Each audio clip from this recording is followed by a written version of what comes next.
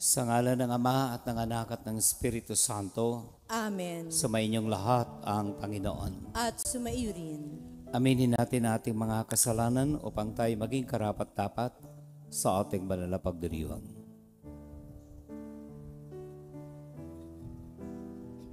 Sinugo ang tagapagpagaling upang mga makasalanan ay magsisi. Panginoon, kaawaan mo kami. Panginoon, kaawaan mo kami. Isinilang ka ni Maria at nakipamayan sa amin. Kristo, kaawaan mo kami. Kristo, kaawaan mo kami. Pinahahalagahan mo ang pagtupad sa kalooban ng Diyos. Panginoon, kaawaan mo kami. Panginoon, kaawaan mo kami. Kaawaan tayo na makapangyarihang Diyos, patawarin sa ating mga kasalanan at nabayan sa buhay na walang hanggan. Amen. Manalangin tayo. Ama naming makapangyarihan, ipagkaloob mong kami magkamit kailanman ng kalusugan at kagalingan sa aming katawan at kalooban. Pakundangan sa panalangin ng laging Birhen si Santa Mariang Mahal, kami naway mahango sa hapi sa kasalukuyan at makinabang sa kaluwalhatiang walang katapusan. Sa pamamagitan ni Jesucristo kasama ng Espiritu Santo, magpasawalang hanggan. Amen. Tayo po ngayon ay nasa bahagi ng liturhiya ng salita ng Diyos.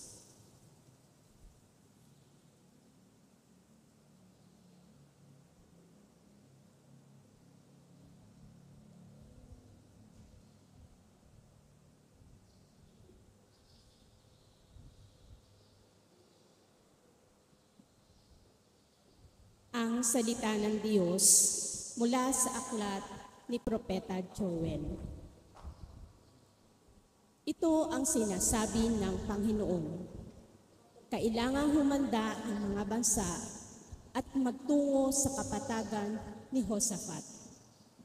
Akong Panginoon ay mauupo roon upang hatulan ang lahat ng bansa sa paligid. Ubod sila ng sama. Kapasin mo silang parang uhay sa panahon ng anihan. Ligisin mo silang parang ubas sa pisaan hanggang sa umagos ang katas.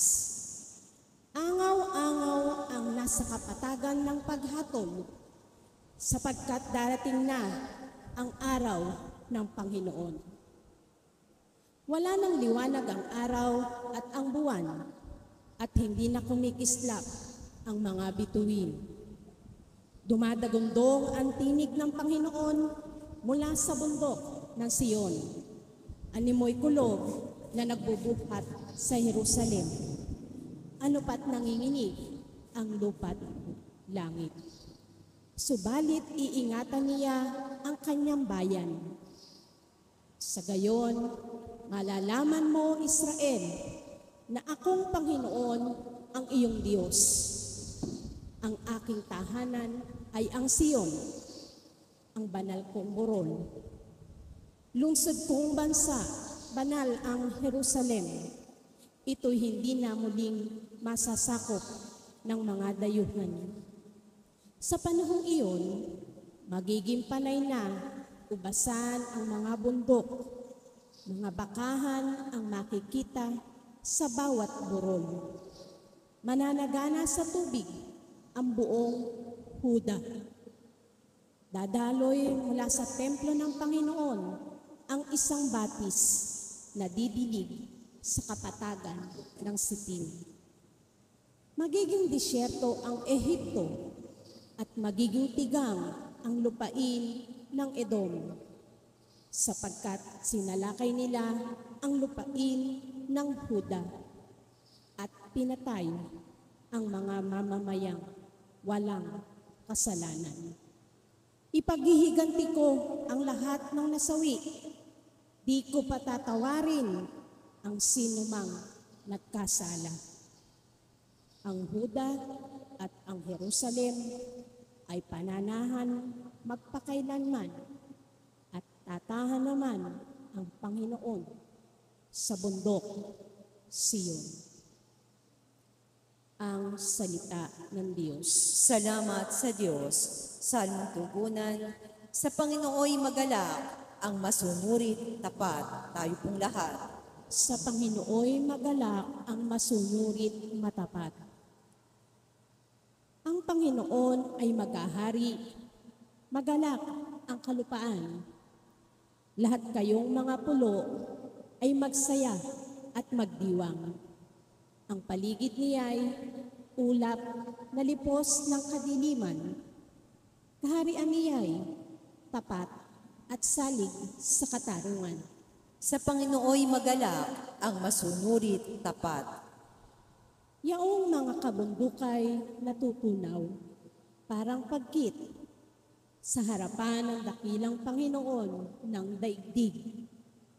Sa langit ay nahahayag yaong kanyang katuwiran. Sa lupa ay makikita ang kanyang kadakilaan. Sa Panginooy magalak, ang masunurit, tapat. Sa tapat ang pamumuhay ay sisinag ang liwayway. Sa dalisay namang puso, maghahari kagalakan. Ang matuwid ang gawain ay galak ang masusumpong. Sa maraming kabutihang ginawa ng Panginoon, ang ginawa niya'y ito'y dapat nating gunitain at sa puon ay iukol ang papuring walang maliw. Sa Panginooy magalak, ang masunurit, tapat. Tayo po ay magbigay galang sa mabuting balita ng Panginoon.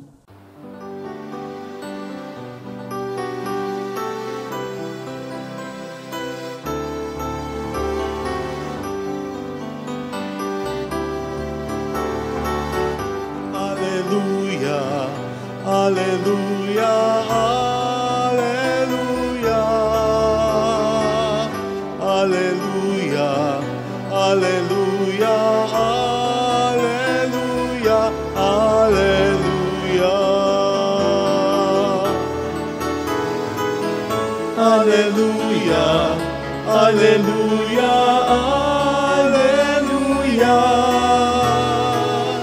alleluia, alleluia, alleluia, alleluia. Sumainyo ang Panginoon. At sumaiyo rin. Ang mabuting balita ng Panginoon ayon kay San Lucas. Papuri sa iyo, Panginoon.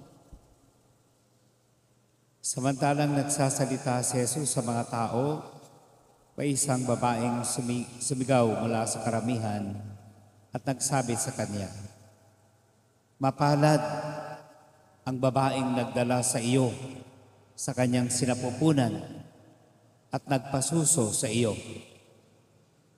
Ngunit sumagot siya, "Higit na mapalad ang mga nakikinig sa salita ng Diyos at tumutupad nito."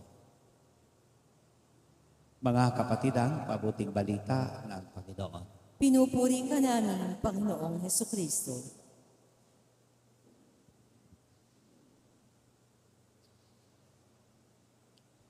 Meron tayong kasabihan sa Ingles, action speaks louder than words. At iyon ang nais na tukuyin sa atin ng Ebanghelyo. Kahapon, nais nilang masilo si Jesus.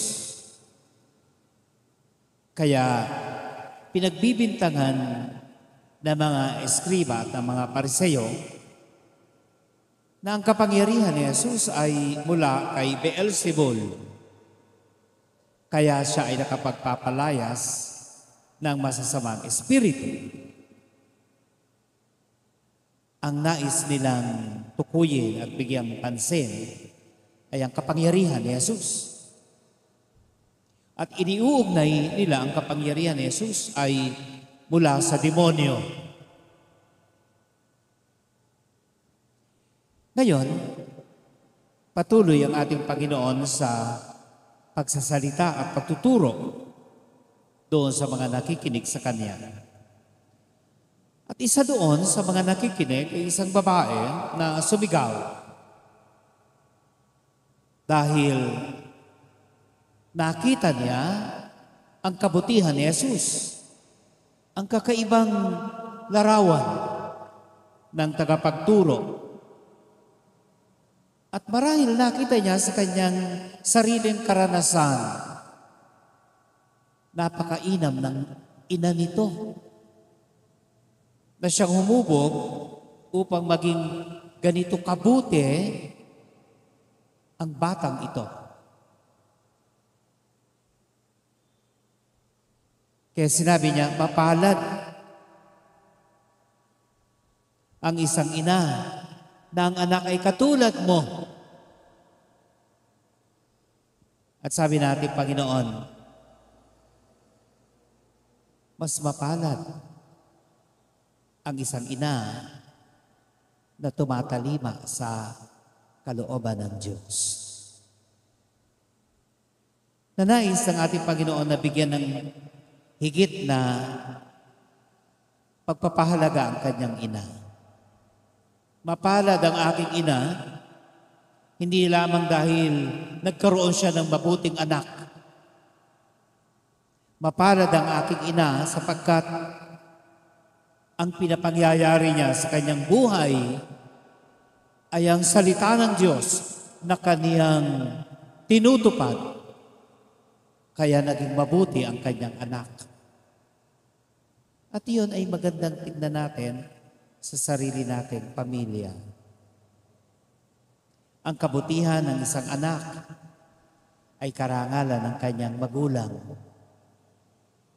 At ang karangalan ng kanyang magulang ay kung papaano niya isinasalin ang salita ng Diyos na pinagiging ganap niya sa kanyang buhay, sa kanyang mga anak.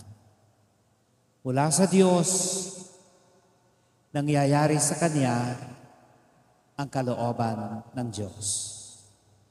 At mula naman sa kanya, isinasali niya ito sa kanyang anak na yung kalooban ng Diyos na ito ang patuloy na mamayani sa kanilang buhay. Maraming mahuhusay magsalita, ngunit kulang sa gawa. Maraming kayuhusay mangako, ngunit wala namang nangyayari sa ipinangangako.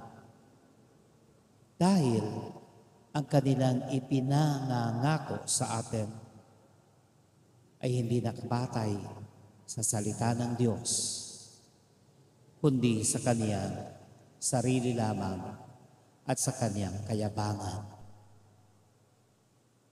Kaya tayo ay nararahuyo, madali tayong maakit sa magandang pananalita, ninuman, maski ng pari. Pero ipinakikita sa atin ng ating Panginoon ngayon kung papaano ng isang tao tinutupad ang kalooban ng Diyos. Higit itong mahalaga kaysa anumang pananalita. Sabi ni San Francisco ng Assisi, kung ikaw ay mangangaral,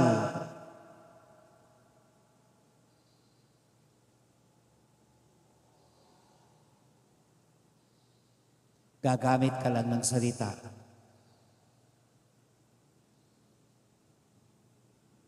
Kapag hindi na ito, kapag hindi na kailangan,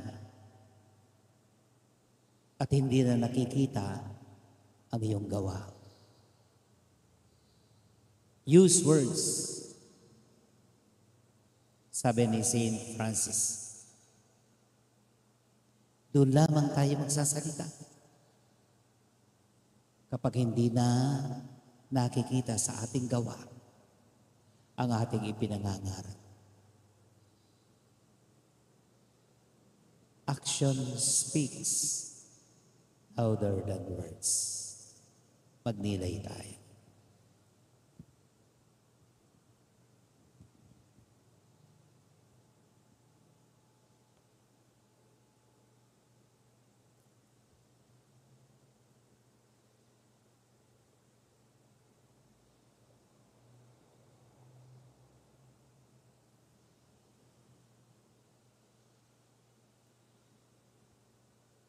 Tumayo ang lahat. Nabigyang buhay ng pananampalataya at katapangan ni Maria. Dalhin natin ang ating mga pangangailangan sa Diyos Ama. Ating itugon sa bawat panalangin. Panginoon, maganap nawa sa amin ang iyong kalooban. Panginoon, maganap nawa sa amin ang iyong kalooban.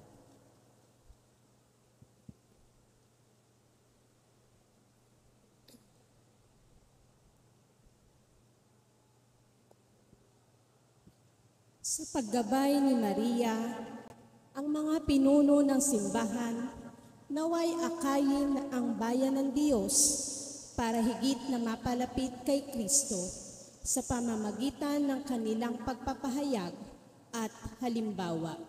Manalangin tayo sa Panginoon. Panginoon, maganap nawa sa amin ang iyong kalooban. Katulad ni Maria, naway tanggapin natin ang salita ng Diyos sa ating puso at tumugon dito ng buong kabukasan ng kalooban. Manalangin tayo sa Panginoon. Panginoon, maganap nawa sa amin ang iyong kalooban. Sa pagsunod sa mga halimbawa ni Maria, naway magawa ng mga ina ang ng kanilang tahanan na maging puok na puno ng pagmamahal at kabanalan. Manalangin tayo sa Panginoon. Panginoon, maganap nawa sa amin ang iyong kalooban. Sa tulong ni Maria, naway tingnan ng Diyos nang may habag ang mga may sakit. Manalangin tayo sa Panginoon. Panginoon, maganap nawa sa amin ang iyong kalooban. Ang mga yumao, naway magsaya sa walang hanggang kaligayahan na kasama si Maria at ang mga banal. Manalangin tayo sa Panginoon. Panginoon, maganap nawa sa amin ang iyong kalooban. Ama naming nasa langit, pinili mo si Maria upang maging ina ng iyong anak. Tulungan mo kami sa pamagitan ng kanyang pananalangin na mapahalagahan namin ang mga alaala ng kamatayan at muling pagkabuhay ng iyong anak. Hinihiling namin ito sa pamagitan ni Kristong aming Panginoon. Amen. Nasa bahagi na po tayo ng pagdiriwang ng liturhiya ng Eukaristiya.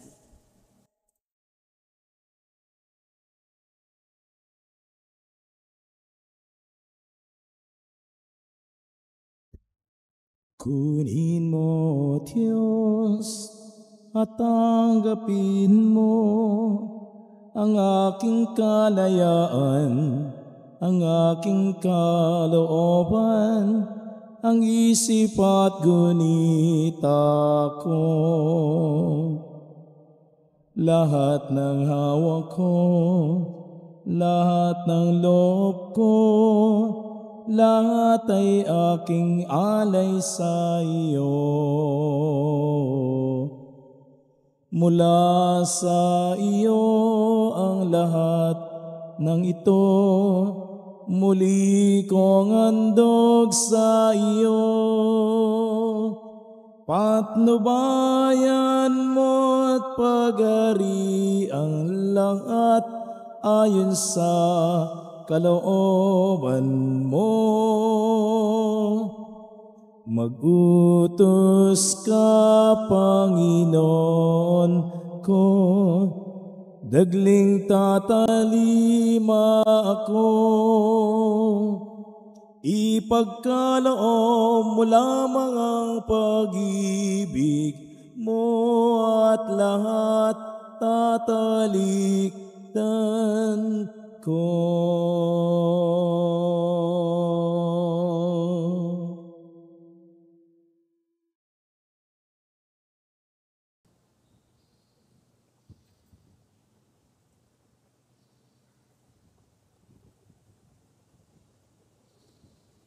Magsitayo po ang lahat.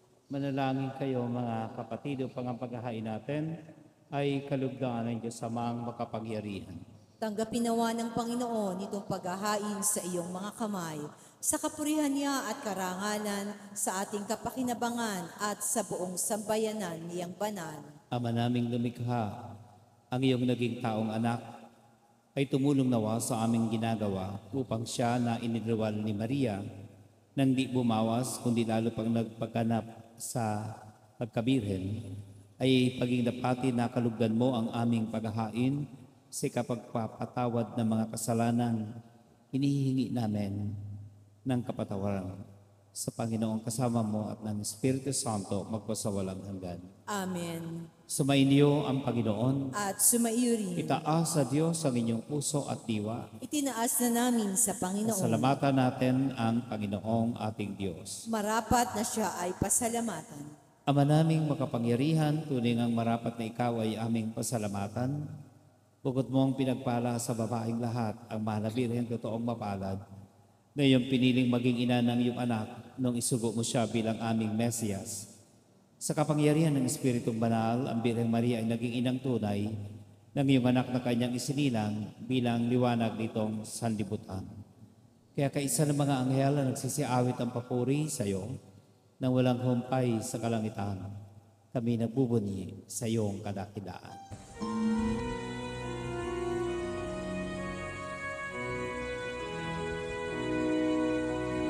Santo, Santo, Santo, Panginoong Diyos ng mga hukbo, napupuno ang langit at lupa ng kadakilan mo.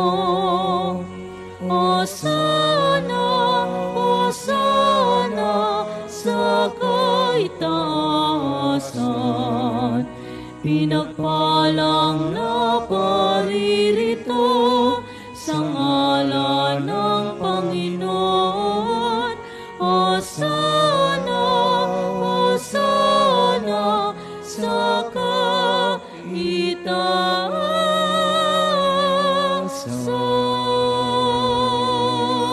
Naming banal, ikaw ang bukal ng tanang kabanalan. Kahit sa pamagitan na iyong Espiritu, gayon mong banal ang mga kaloob na ito, upang para sa amin ay maging katawan at dugo na aming Panginoong Jesucristo. Bago niya pinagtiisan ko sa loob na maging handog, hinawakan niya ang tinapay, pinasalamatan kanya. Pinaghatihati niya iyon, inabot sa kanyang mga alagad at sinabi, tanggapin ninyong lahat ito at kanin, ito ang aking katawan na ihahandog para sa inyo.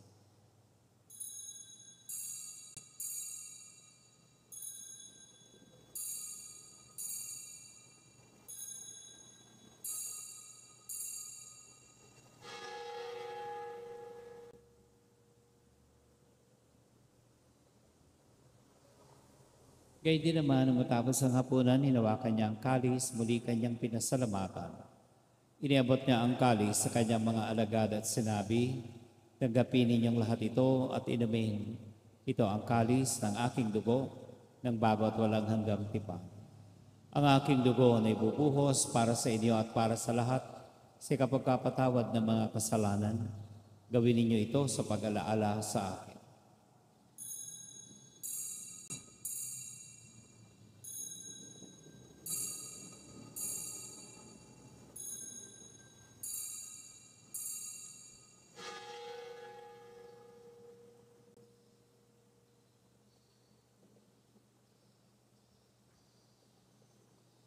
Ang misteryo ng pananampalataya.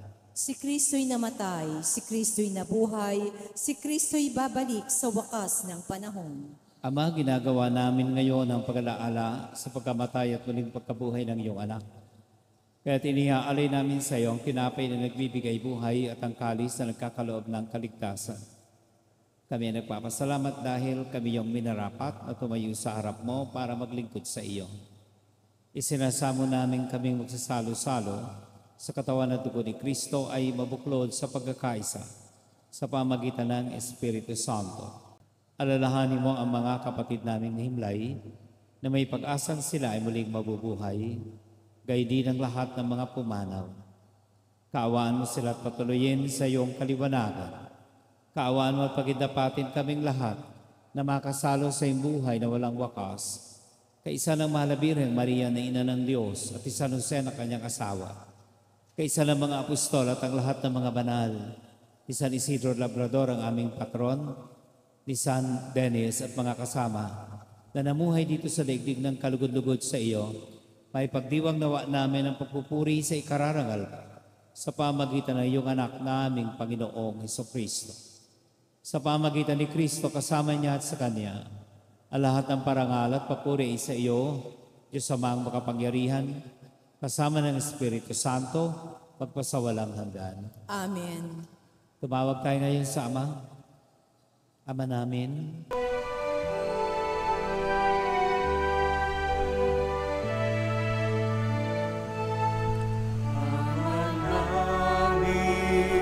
sumasalangit ka, sambahin ang ngalan mo, mapasa amin ang kaharian mo, sundin ang loob mo, dito sa lupa para sa langit, bigyan mo po kami ngayon ng aming kakanin sa araw-araw at pagnawarin mo kami sa aming mga sala para na pagpapatawad namin sa nagkakasala sa amin, at huwag mo kaming ipahintulot sa gusto, at iadya mo kami sa lahat ng masama. Amen. hinihiling namin kami diya sa lahat ng masama. Pagkalooban ng kapayapaan araw-araw, iligtas sa kasalanan at ilayo sa lahat ng kapahamakan. Samantalang aming pinananabikan ang dakilang araw ng pagkapahayag ng tagapagligtas naming si Jesucristo. Sapagkat iyo ang kaharian at ang kapangyarihan at ang kapurihan magpakailanman. Amen. Panginoong Jesucristo, sinabi mo sa iyong mga apostol, kapayapaan ang iniiwan ko sa inyo, ang aking kapayapaan ang ibinibigay ko sa inyo. Tunghayin mo ang aming pananampalataya, huwag ang aming mga pagkakasala. Pagkalooban mo kami ng kapayapaan at pagkakaisa ayon sa iyong kalooban, kasama ng Espiritu Santo, magpasawalang hanggan. Amen. Ang kapayapaan ng Panginoon ay laging sumainyo. At sumaiyo rin. Batiin natin ang bawat isa ng kapayapaan. Kapayapaan sa inyong lahat. Kordero ng Diyos na nag-aalis ng mga kasalanan ng sanlibutan, maawa ka sa amin.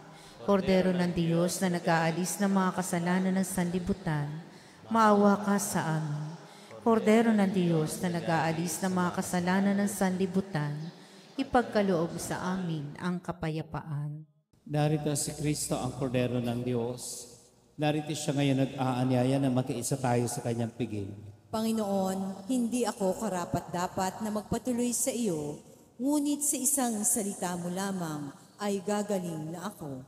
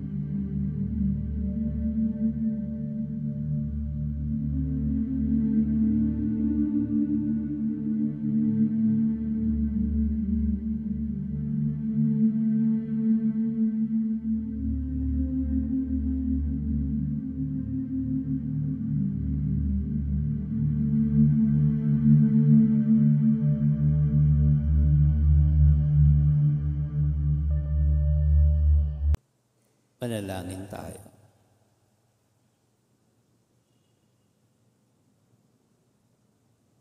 Ama naming mapagmahal, sa pagtanggap namin sa banal na pakikinabang, inihahayag namin ang pagkamatay at pagkabuhay ng anak mong banal. Kaming nakikiisa sa kanyang tiniis, ay marapatin mong makasalo sa kasiyahan at kaluwalhatian sa langit. Sa pamagitan niya kasama ng Espiritu Santo, magpasawalang hanggan.